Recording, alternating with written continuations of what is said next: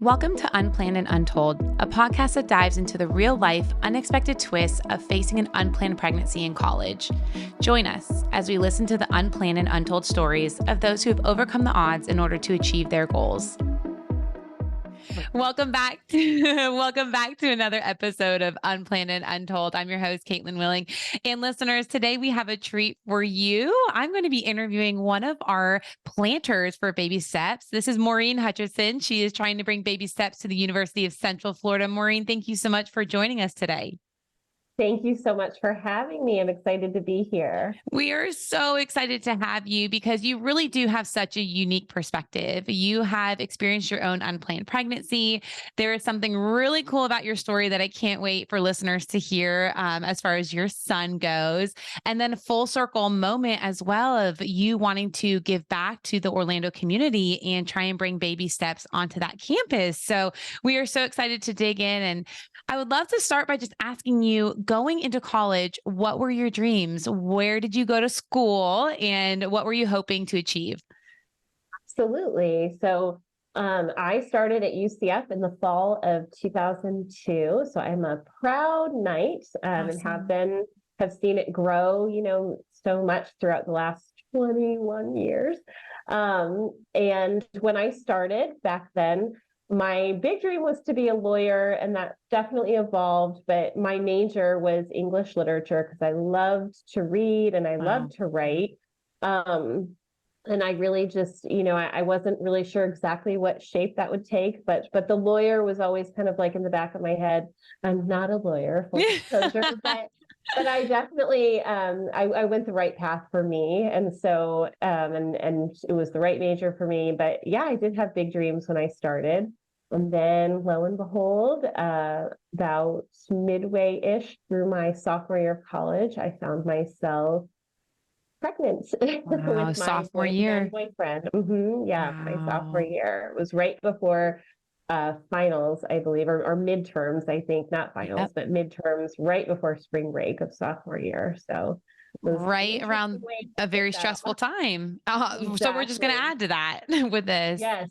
Exactly. Wow. So what made you think you were pregnant? Take us back to when you thought, oh, shoot, this actually could be real. Right. So it was a stressful time, like you said, and I was feeling that. So I kind of had told myself, oh, that's probably why, I'm a little late. I'm just stressed out. And I had a cold, I think. And I just kept telling myself, no, it can't be that. It can't be that. And I remember assuring, my boyfriend at the time, no, it's just, I'm fine. Like, it's fine. And then, it wasn't fine.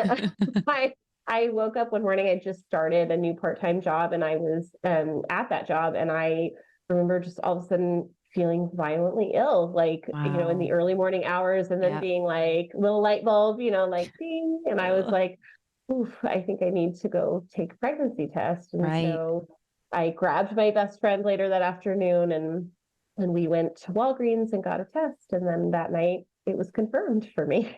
That is wild. And a part of people's stories that I don't think many people talk about is actually getting the test from the store. I mean, did you feel like there were a million eyes staring at you? Did you try to hide the test? Like, what was that moment like? Yeah. So she and I went, and I just remember feeling like I was just hopeful it would be like someone's grandma taking us out. But, of course it was like a fraternity brother, like who works there. Yeah. So I remember my sweet friend grabbed like all this candy and like shoved it on top, like burying it, like disguise, like, it looked like a pen dispenser. Sure. So he knew what it was, but that's okay.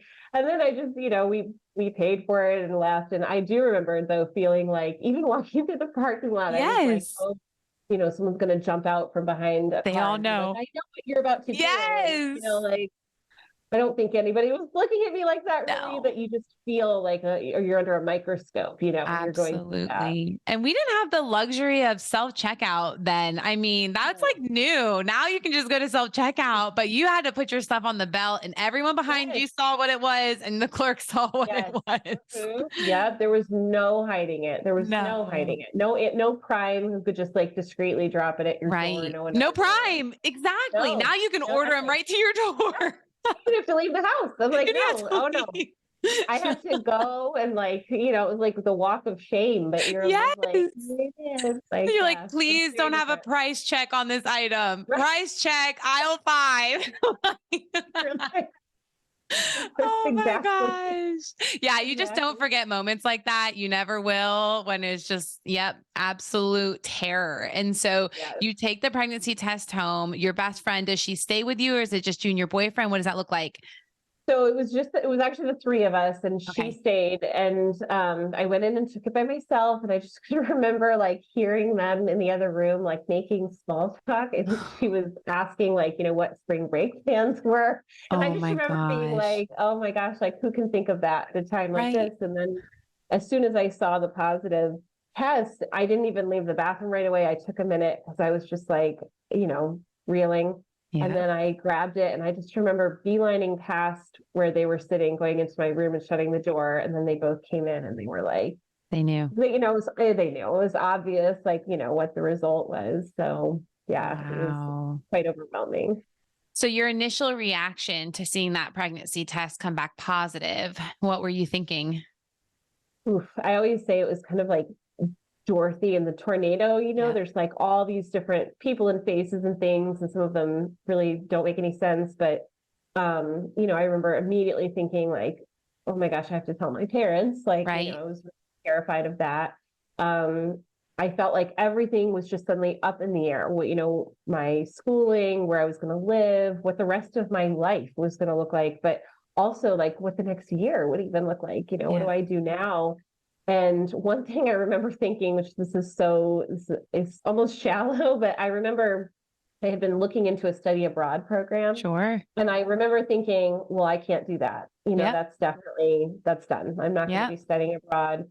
And just so many things that, some of them big and some of them probably less important when I look back on it now, but and then just this underlying feeling of shame, just like I Yeah. felt so ashamed and so afraid. Those Yeah. two, sort of big feelings that just sort of envelope you. You can't really do anything else. You feel really suffocated by them. Absolutely. And it's isolating because it's, Mhm. unless you know somebody who's gone through that situation, it's very hard for people to relate to the emotions. This is not something that is, a quick fix and you can just make it all go away. Like this is something that, you're going to be dealing with for the rest of your life. And so thinking through all of the options and thinking through what life is going to be like is daunting at that point in time. Yes, yeah, it really is. And I definitely, there was lots of discussions between me and my boyfriend, and just, deciding like what was next, what comes next. Right. And we both decided we needed to tell our parents. So that Okay. was the first thing on the agenda, was to tell my parents. And how did that go? I mean, were you terrified? Did they react in the way that you thought they were going to? They didn't actually. Okay.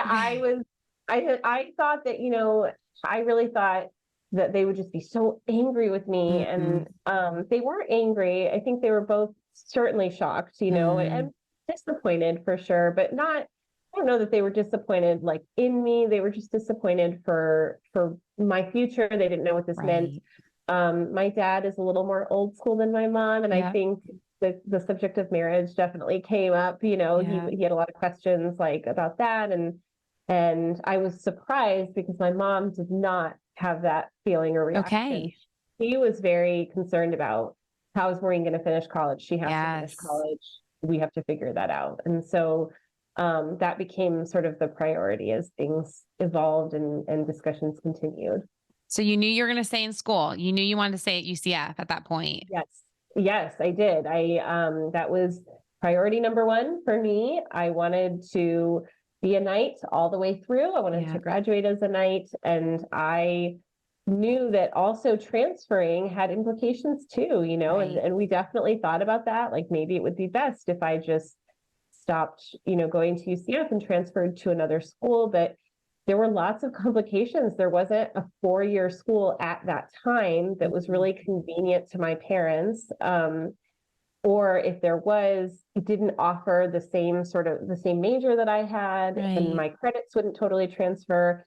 And so in order to finish in the 4 years that, I really wanted to finish in, I really needed to stay at UCF. It wasn't Yeah. even, I wanted to, but I also kind of needed to because I was Yes. halfway through, and to make a change like that at that time would have delayed graduation even more. Right. And I think, as anyone who's been through this knows, like, once you know that you're going to be responsible for another person, Right. your Yes. priorities become really clear. And I knew that Yes. my number one goal had to be graduating and getting Right. a job. Like, that was what I had to Absolutely. be focused on. Even our health insurance, my mom was so fortunate to be able to provide health insurance. She had already been providing it for me, but also extend it to Michael through her Wow. plan. It was able to cover a grandchild, but only until they were 2. And Wow. so he was going to turn 2 the October after I graduated. So it just worked Yes. out really well. Yeah, to be able to, but I knew I had to graduate on Right. time.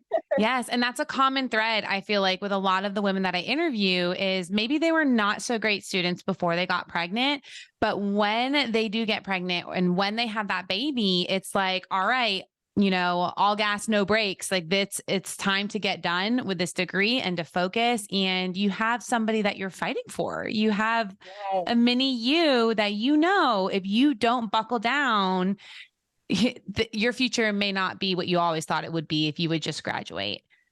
exactly. It's the sense of responsibility, I think, is just seismic, that shift. Right. And so I mean, I was definitely a very average student before, I had Michael. And then after Michael, I excelled. I really did, but I Yes. worked for it. It Yep. it didn't just happen. I worked really hard. My priorities were studying, parenting, just making sure that I was doing everything I could to be the best I could for him, for myself, so Yep. that when I graduated, we would have a solid future in hand. So I worked really hard for Absolutely. that. So when Michael was born, what did your support system look like? How were you able to balance it all and stay in school at UCF? Sure. So UCF had just started offering some online classes. Yes. I'm dating myself here. Revolutionary times. Yes, it was. But I remember being so excited because it meant that the fall that I was due to have him in October of 2004, I was actually able to take online classes. So I wasn't going to disrupt my education. I was going to keep earning my credits and stay on course.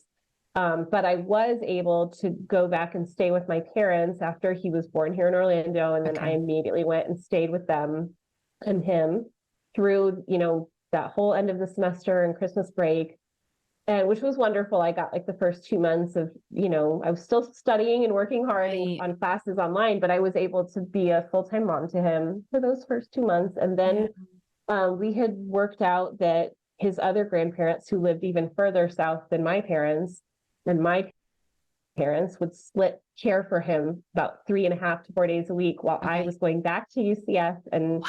I was commuting. I had an apartment there that I Wow. shared with a couple girls. So I was commuting 3 days a week. I would like slam my classes like Tuesday, Wednesday, Thursday. I mean, I would just take class after class after class. I would work so hard to study.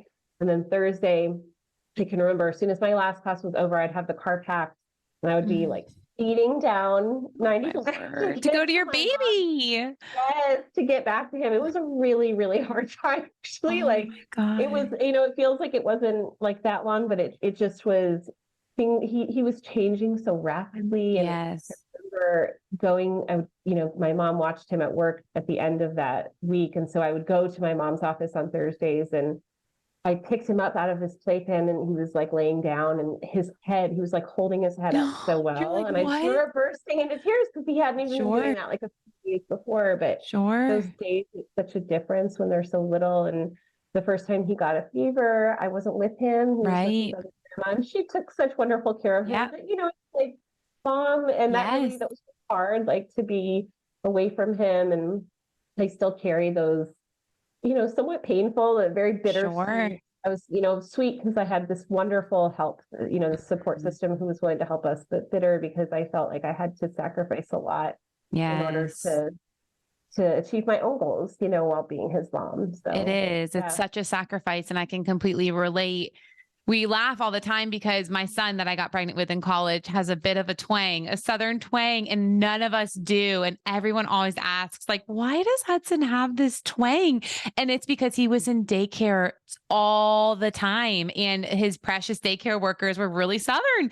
And so Right, he was hearing the majority of the language he was hearing was coming from his, child care workers. And I mean, by the right. time I got him, it's bedtime. It's like bottle, bed, we're done, feed Yeah. you, bed. He was spending the majority of his time at daycare. And it is bittersweet. It's like those moments fly by so fast. And during that time, we're treading water, right? Like it's like if I Yeah. can just keep my head above the water, sometimes I have trouble remembering exactly what it was like to have him little because I was so involved in so many other things and just trying to finish school.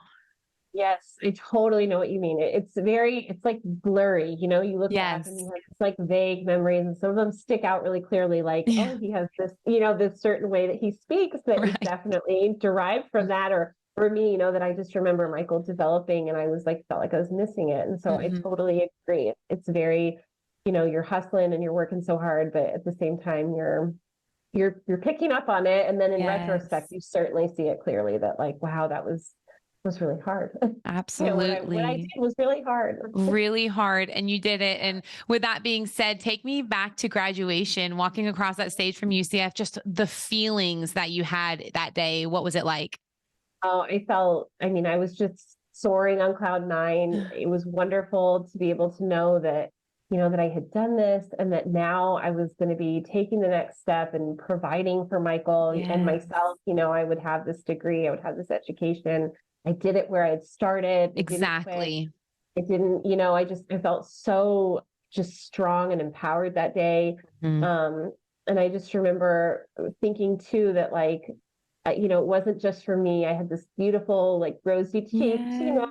black boy that I was like, oh, I did it for him too. And Yes. having both of those things on that day was just so amazing. It was so fulfilling. I'll never forget it. Absolutely. You don't. I mean, I've said this on the podcast before. People ask, what is the best day of your life? And I tell my husband, the day I married you was such a great day. But the day I walked across that stage, graduating from Auburn with a 1-year-old in the stands, was the best day of my life because you just fight tooth and nail for something that a lot of people don't even think that you can achieve. And it is such an accomplishment and something that nobody can take away from you and an experience that helps mold you and shape you. And Yes, so, absolutely. with that being said, have you had a conversation with Michael about what it was like to fight for your degree while pregnant and also while raising him?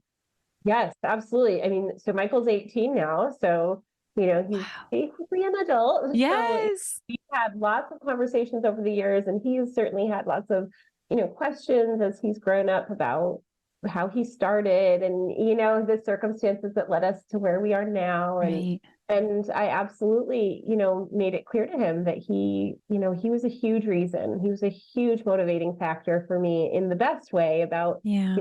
finishing and walking across that stage and that and not to like too much pressure on him, but also No. that he understands that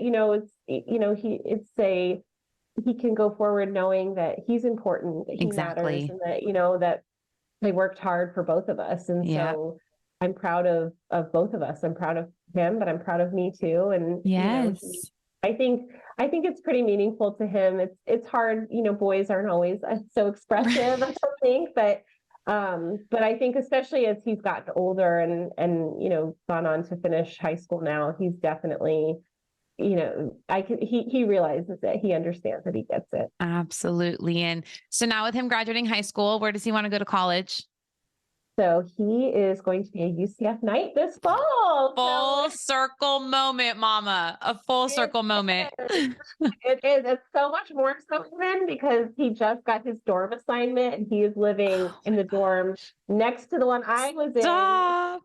It's absolutely wild. I'm so excited for him. We're Oh headed to my orientation gosh. soon. And his dad and Wow. I, although, we ended up not getting married, which was Okay. for the best for both of us, but Right. we've co-parented him all these years. And we're actually going to orientation together, all three of us. Wow. So I just am laughing because I'm like, this is so crazy to like be back on campus, but I'm excited. It's going to be super fun Oh to my kind of gosh. walk those paths again with him and his dad. And we can, Yes. just sort of like, it'll be very full circle. I think it'll actually be really emotional and really Yes. wonderful. Absolutely. Yeah. And I don't know if UCF's like Auburn and all, but there are some parts of Auburn that are still the same. And I hope they will forever be the same. Yes. So it's like nostalgic in a way.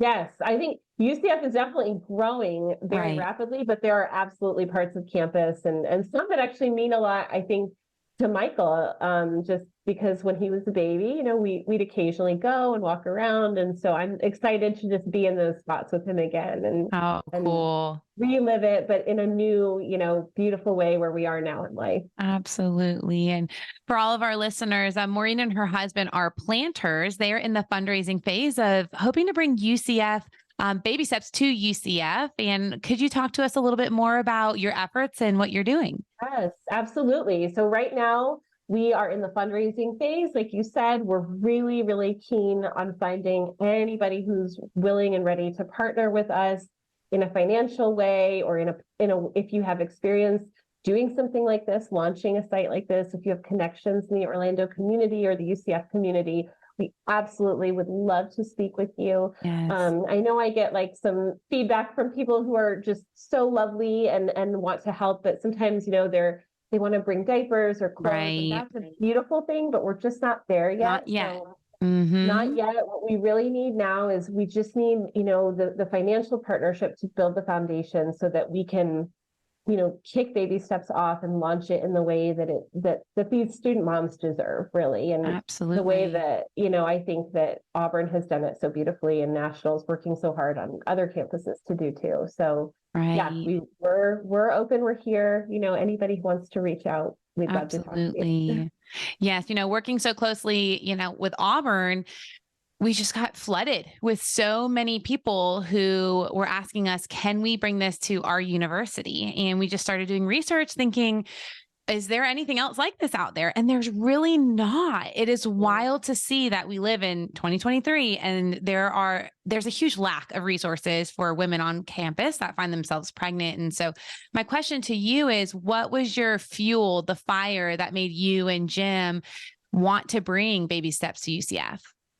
Absolutely. I mean, for me, it's certainly my personal experience. I Right. think I've had so much time to sort of marinate in Yes. what I went through and the experience that I had. And I just kept saying, especially UCF is quite large, as you Right. know. And I just kept saying to Jim over the years, I just can't believe there's nowhere that, these women can live even. Like that was Right. the biggest thing for me was the Yes. housing piece. I'm like, how have they not, figured this out or no one's figured this out yet? And so I think, for me, I just kept telling him that one day that was like my dream, that I just wanted a place that women could live, and keep going to school. And when I found Baby Steps online, I felt like it was something I'd like dreamed about, and here it was, and it was already in existence. You guys had already worked so hard to bring it to fruition. And so it felt really providential. And when I reached out and found out that you also were looking to expand, it was just Right. like, okay, this is like kismet, right? I'm like, we have to Yes. like make this happen. So Yes. it's something that I'm very passionate about. I'm very excited about, and we really want to see it happen at UCF. We know it can. We know that there is a big student mom population on the Yes. UCF campus who could benefit greatly from this. Absolutely. And I really hope this podcast reaches the masses. And if you're listening and you know anybody in the Orlando area that wants to step up and help us bring baby steps to UCF, please reach out to us and let us get connected with you and see how we can make this dream a reality. And Maureen, thank you so much for taking time out of your busy schedule and your day to not only share your story, but to work with us on a national level. You and your husband, the efforts that you are putting in to change lives in Orlando is really phenomenal. And we really appreciate you guys. Absolutely. Thank you, Caitlin. We're grateful for you too. Now, I have one very last question that I ask everybody before we get off the podcast. And it is, if you could go back in time, Maureen, and tell yourself something as you find that positive pregnancy test in your hands, what would you say to yourself? Ah, Mhm. um, I think I would just want to tell that young, Mm, scared girl mm, that to just be brave and have courage and yes. that everything's going to be okay and that Mm, you are so much stronger than yes. you realize in this moment. Because I Yes. think that's the thing that, you know, even now I have moments like that, but I now have all this wisdom and experience where I can tell myself that, but then I Mm. didn't have it. And so that's what I would say. It's beautiful. It is a great piece of advice to end off with. And thank you again so much. And to all of our listeners, we hope that you tune back in 2 weeks for another episode of Unplanned and Untold. Bye bye. Do you want to be a part of an organization that is the first of its kind to empower student moms? Your support can impact generations to come. Consider making a financial contribution at babysteps.org.